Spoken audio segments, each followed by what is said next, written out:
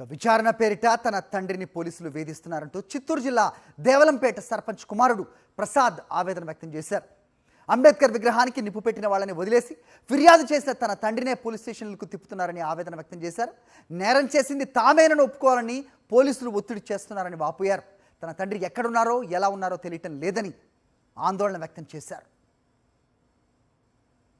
Complaint ఇచ్చిన వ్యక్తినే అంటే మా నాన్న దళిత సర్పంచ్ ఎస్సీగా ఉన్న ప్రెసిడెంట్ సర్పంచ్ గారిని ఆయన్నే మా నాన్ననే లోపల అంటే స్టేషన్లో పెట్టి జస్ట్ ఇన్వెస్టిగేషన్ ఒక 10 మినిట్స్లో ఒక్క రోజులో మేము చేస్తాము.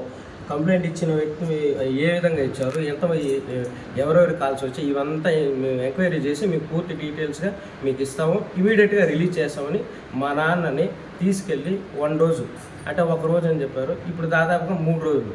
ఫస్ట్ వెరుకొమ్మ పోలీస్ స్టేషన్లో పెట్టారు, అక్కడ 2 రోజులు అయింది. ఆ తర్వాత ఇమ్మీడియట్గా మళ్ళీ కార్వేటనగర్ సబ్ డివిజన్కి మార్చారు. మళ్ళీ అక్కడి నుంచి మళ్ళీ ఇప్పుడు సత్యవేడికి మారుస్తున్నాం అంటున్నారు. ఒక క్లారిటీ అనేది లేదు. మా నాన్నని ఏం చేస్తున్నారు, అసలు ఎక్కడ పెట్టున్నారు.